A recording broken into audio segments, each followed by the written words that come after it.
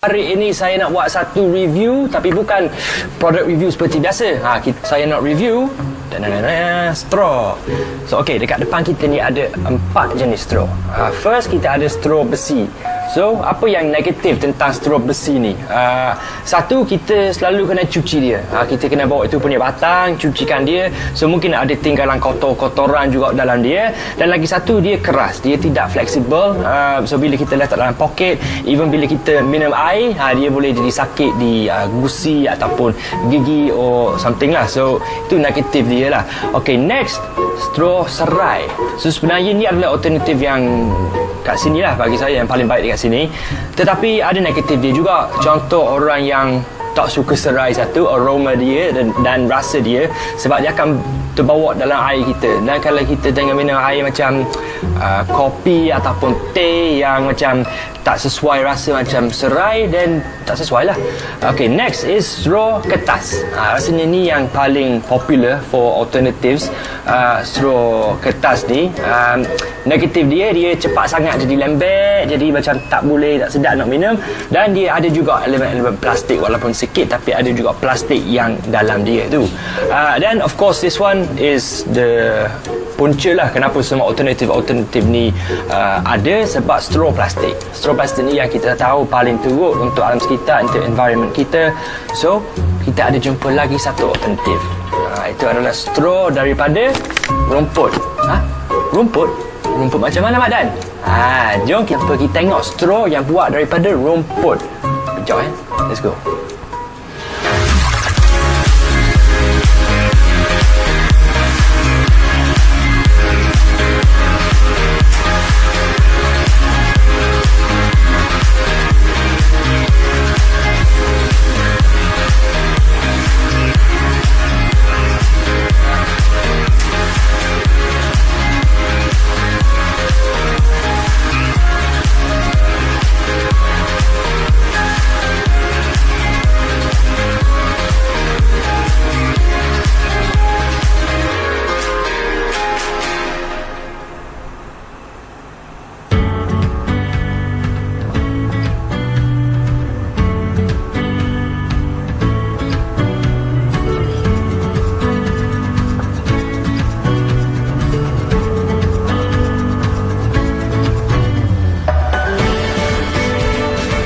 Okay, so sekarang ni saya bersama dengan Cik Farah, Ketua Jauhar Straw, dan dia bersama dengan tim dia daripada Kelab Iskandar di UMP. Okay, so sekarang ni saya nak tanya kepada Cik Farah, pokok kecut ni ataupun purun ni, kenapa sebenarnya dia pilih sejadi macam straw ni? Kenapa sebenarnya? Di sini saya ada pegang pokok kecut ini sendiri. Boleh ambil? Boleh. Daripada nama saintifik ni ialah Leporna articulata. Di sini kita boleh tengok kalau kita potong ni dia ada hulu. Okey, so sebenarnya macam ni dah matang dah ke macam mana? Boleh dikatakan matang sebab dia dah berputih. And then kalau kita nak tahu ketinggian untuk matang pun dia dalam tinggi ke 2 ke 3 meter. Okey, so belakang kita ni semua pokok kecut kat belakang ni kan? Ya, semua pokok kecut ni. Okey, so selepas ni kita dah boleh ambil parang, dah boleh masuk ke dalam ni, dah boleh ambil sikit lah. Boleh. Okey, jom kita. Alright.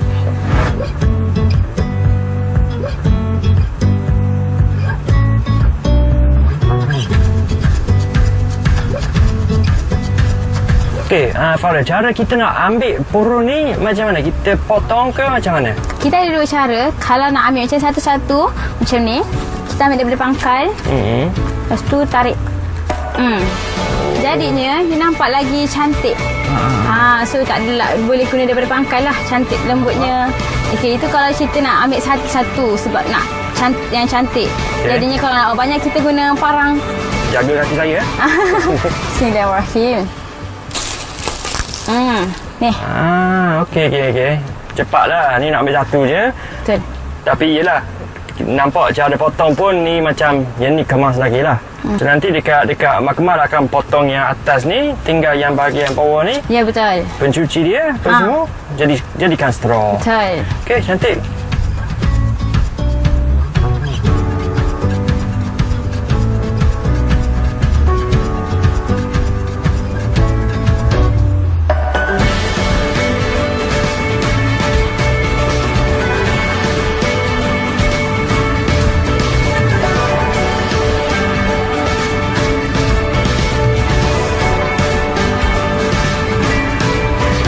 Okey, so sekarang ni Mak Dan dan Farah dan kumpulan Clark Iskandar dah habis potong kita punya purun dan dia orang tengah loading ke dalam kereta untuk bawa ke mahkamah di UMP. So Farah, macam dia sebenarnya purun ni lepas kita potong dia boleh tahan berapa lama until dia macam dia kering ke apa? Dalam setahun gitu, boleh dalam kurung, dalam keadaan yang lembap. Tapi dalam macam kita naik kereta nak bawa ke tempat pemprosesan a few hours tanpa air. So kita kalau boleh macam ni tapi dalam ada aircon, so dia lembap. Cantik. So sekarang ni kita akan bawa purun ni ke UMP, akan masuk dalam mahkamah dan proses dia sebagai straw lah. Okey, jom. Alright, jom.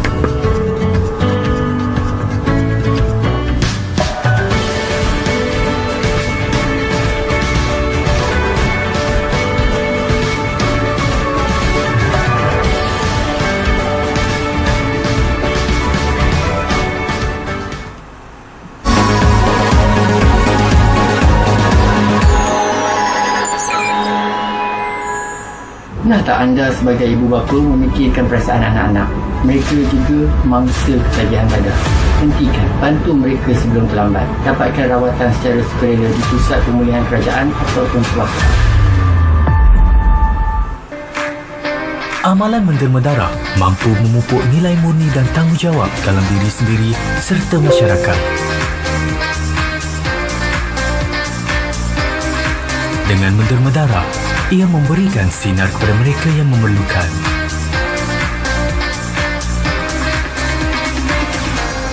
Berikan sokongan anda. Jadilah penderma darah.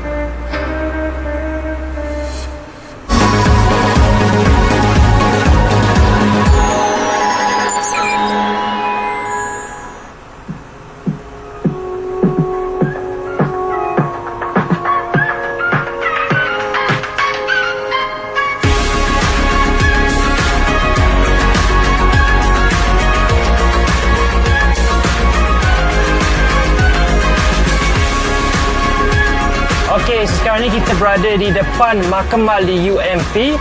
So kita dah buat dah proses pemotongan. So mungkin Farah boleh ceritakan kita tinggal beberapa step lagi dan apa yang step yang kita kena buat lah. Okey, di makmal ini kita lagi 7 proses, iaitu pembersihan, pembersihan untuk luaran, dalaman dan test hygiene. Kita akan dibuat di makmal. Jadi Farah akan tunjuk ke Mak Dan dengan lebih lanjut. Okey, jom. Kita sana.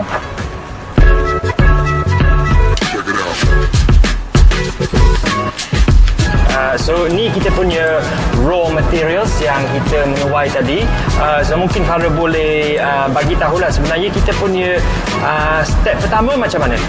Okey, selepas daripada panjang raw material ni, kita ambil bahagian dan untuk 2 ataupun 3 straw sebab kita akan tengok kebesaran dia punya Kebesaran ni. dia lah, Lepas tu, kita akan bersihkan bahagian luar menggunakan air pipe biasa. Kita akan, untuk step seterusnya, kita akan potong by straw, panjang strawnya. Okey. So kita potong macam biasa dulu, cuci baru kita potong punya straw yang size straw punya kepanjangan lah. Yes.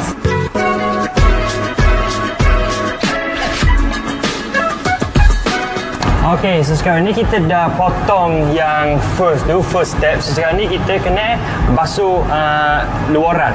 Kita kan nak ambil daripada kawasan yang berpaya, berlumpur. Jadinya kita bersihkan kotoran lumpur-lumpur tadilah. Oh, Okey, so kawasan apa ni tu. kita cuci kat luar ni untuk okey. apa ni, untuk buang yang kotor-kotor macam ni kan. Nampak? Nampak kotornya kan. So kita bersih.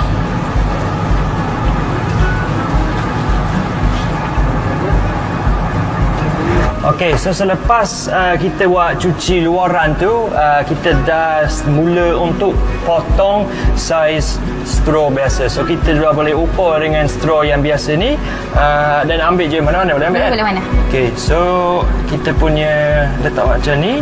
Lepas tu Okey. Okey, so selepas kita dah potong saiz straw, dah kita boleh untuk kita cuci bersih dalam kan. So Okey, mungkin betul. Farah boleh tunjuk saya cara untuk cuci dalam Okey, untuk bersih dalaman, dekat dalam ni ada selaput. Selaput untuk yang pokok kecut tu. Kita akan gunakan kikir bulat sebab dia ada gerigi-gerigi ni supaya bersih bahagian dalam. Untuk pembersihannya, kita akan masuk dalam ni. So, kita akan macam ni. Okey, kalau tengok kat sini, dah tengok bersih kat dalam dia. Ya. So, boleh dah nampak ruang hollow dia. Betul. Okey. So sekarang ni next step kita. Next step kita akan masukkan ejen pencuci dekat dalam air ni. Okey. Dan kita akan gaul supaya kita masukkan, kita akan rendam. Rendam dulu kan, biar dia cuci Betul. dalam dia lah. Biar dia boleh selaput dengan jenis makanan tu lah. Okey, alright. Boleh.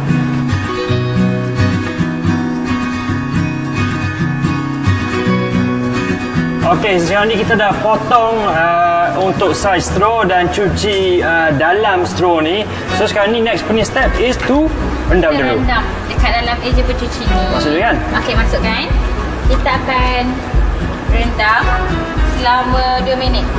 So lepas kita rendam ni selama 2 minit, kita angkat dan Kita akan jemur. angkat dan jemur. Okey, jemur pula berapa lama? Untuk penjemuran kita akan buat selama 3 hari untuk dijemur bawah matahari. Okey. Tetapi kalau kita guna mesin pengering iaitu food dehydrator, kita akan gunakan dalam masa 45 minit dalam suhu 180 darjah gitu. So then dia jadi, so itu dah dia punya finished product. Itu dah yang lepas jemur dia angkat boleh rendam dah. Dah. Okay, nanti. So next punya proses is Penjemuran. penjemuran. Okay.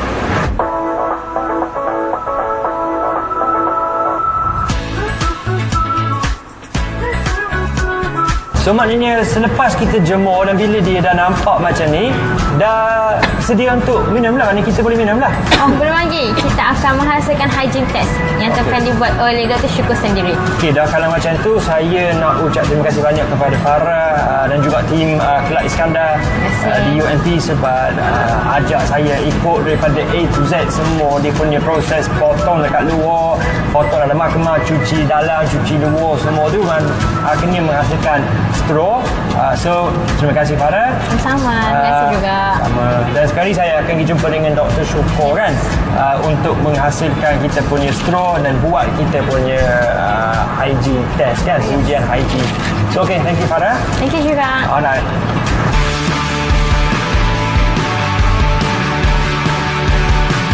Assalamualaikum doktor, sihat? Assalamualaikum warahmatullahi wabarakatuh. Alhamdulillah sihat. Alhamdulillah. So okay, selama ni kenapa lah kita perlu buat ujian hygiene sebenarnya? Tujuan haji ni adalah ujian yang sangat-sangat penting, yang mana ianya adalah kalau kita lihat dalam pemrosesan teknologi makanan, dia ada HACCP yang mana ianya adalah sesuatu yang perlu diuji dan tidak boleh di skip. Kerana apa? Ujian hygiene ini diperlukan untuk memastikan straw ini apabila digunakan tidak mendatangkan keracunan makanan kepada pengguna. Okay, alright. Ya. Kita boleh masuk ke dalam lab? Boleh. Buat dalam lab ni ya? Yes, boleh. Mama.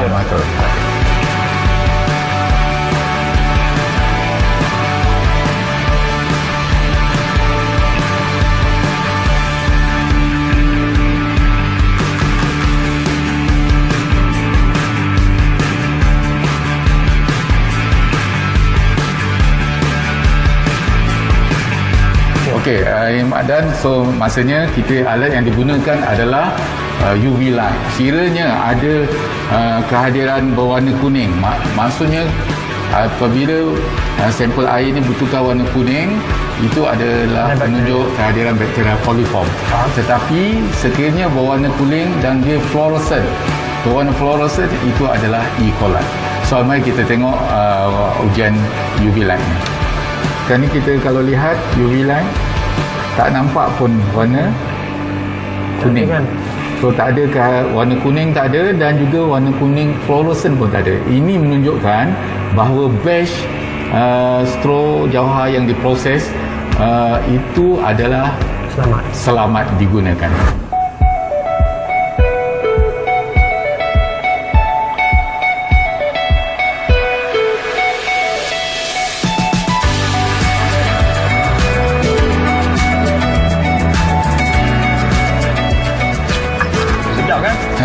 Alhamdulillah. Alhamdulillah.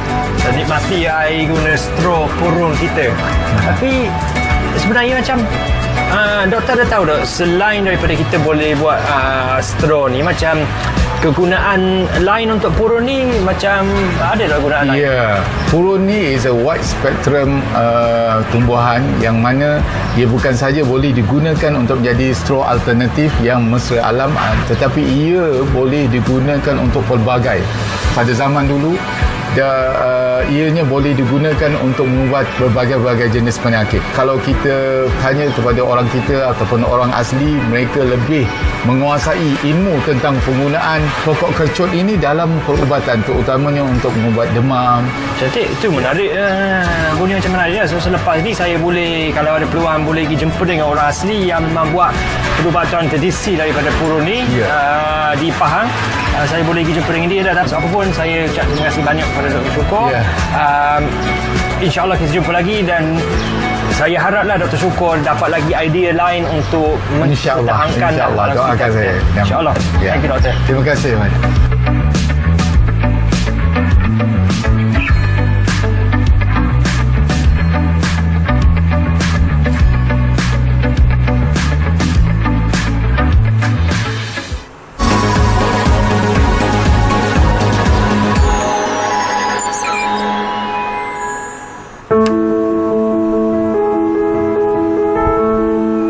Yang cemerlang seorang kanak-kanak bergantung kepada pemilihan makanan yang berkhasiat dan kaya dengan nutrien.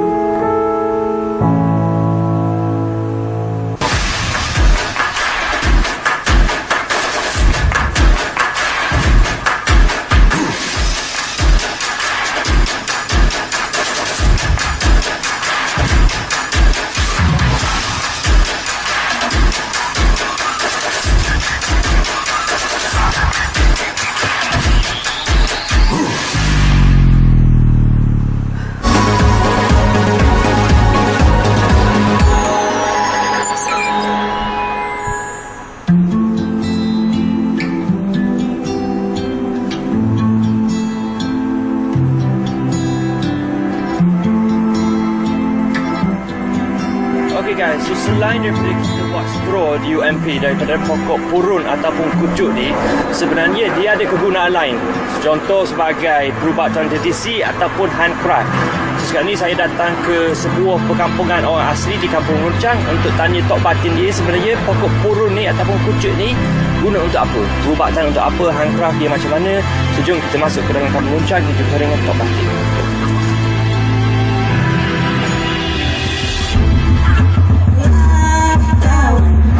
Jalan kita merapat, bawalah jauh dengan pisau.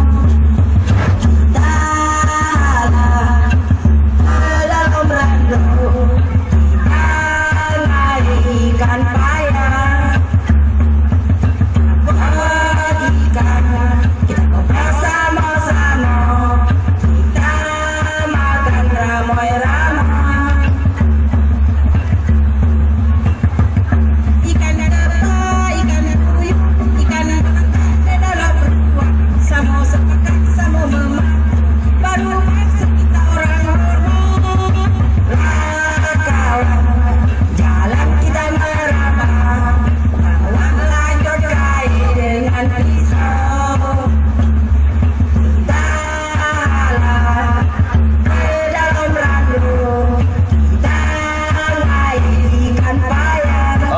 Sekarang ni saya masuk dalam kampung dan jumpa dengan Tok Batin Kampung Sempai. Tok, sihat? Apa khabar? Sihat. Alhamdulillah. Okey, so sekarang ni Tok, saya ada bawa saya punya purun ni, dan kita nak tanya sikit pada Atok. Sebenarnya apa ni, saya dengar cerita yang Tok dengan komuniti kat sini, orang asli kat sini guna purun ni sebagai perubatan tradisi. Betul ke? Betul. Sebab purun ni adalah sejenis peralatan untuk menyejukkan badan ketika orang mengidap penyakit, contoh macam chicken pox, dia memerlukan satu peralatan yang sejuk di bawah badan. Jadi purun ini dianyam buat tikar buat tikar, maka pesakit tu dia akan baringlah tidur di atas tikar tersebut. Mungkin tempat lain ada cara lain. Okey. Dok, kalau kat sini tikar mesti ada kan? Tikar ada. Boleh kita tengok? Ya, boleh. Kat mana? Di atas. Atas ni? Ya. Kena panjat? Panjat juga. Okey. Jom kita panjat.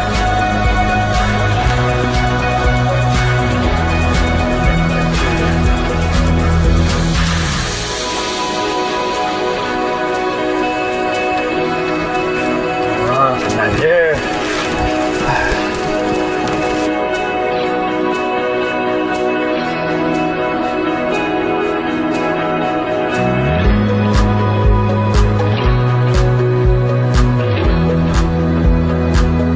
Okey, so kita dah naik ke atas dan makcik isteri kepada Tok Batin dengan menganyam tikar daripada kita punya purun ni. So nak tanya sikit pada Tok Batin lah. Biasanya macam untuk buat tikar yang ada sifat perubat tu, kita nak yang fresh macam ni ataupun yang kering? Biasanya kalau untuk perubatan kita guna yang fresh lah, yang masih hijau lagi. Dan biasanya berapa lama dia akan tahan sampai dia jadi kering? Dia dalam masa 2-3 hari dah kering dah. Kalau kita guna terus lah, sebab panas badan kita dia kan, dia akan jadi kering. Bila dia kering, dia warna jadi kekuningan lah. Okey, so kita kat sini kita ada akar-akar ni. So, akar ni ada guna untuk apa-apa tak? Akar ni kalau biasa pun boleh diguna, tapi biasanya kalau orang dewasa, untuk kanak-kanak tidak digalakkan lah. Dah dewasa dah boleh minum air akar dia, rebus je lah. Rebus minum air dia.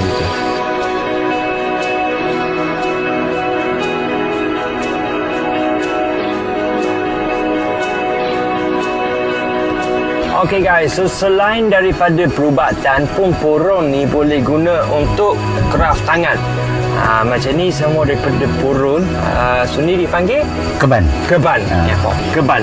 So ni ada salah satu contoh kraft tangan daripada purun ni. Dan kalau belakang kita ni semua kakak-kakak ni semua tengah buat handcraft ni daripada purun.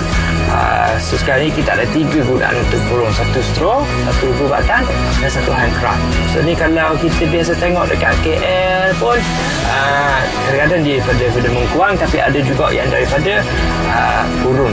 So ada nilai dia dekat sini lah.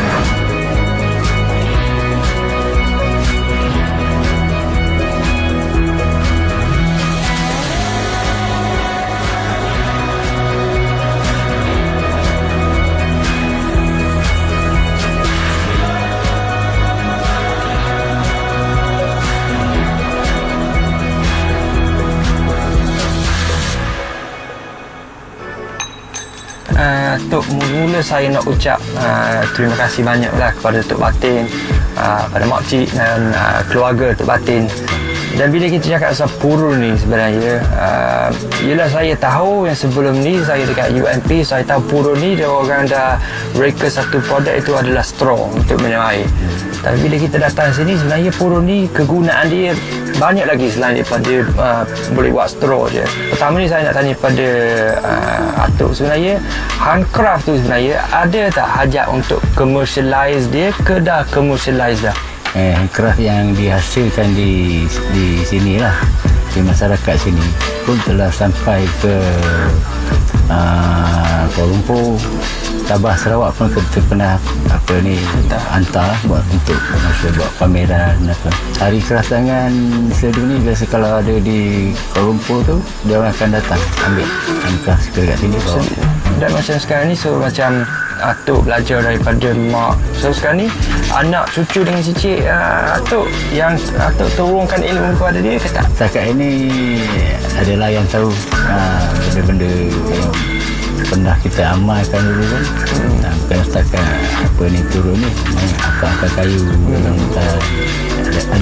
ada separuhnya, sebahagian tu dia orang dah tahu lah. So apa pun saya nak ucap terima kasih banyak kepada Atuk Batin, kepada keluarga. Sangat menarik hari ini dan sebenarnya saya dapat belajar sesuatu yang baru hari ini. So yalah, terima kasih banyak Atuk. Saya pun ucapkan sama-sama.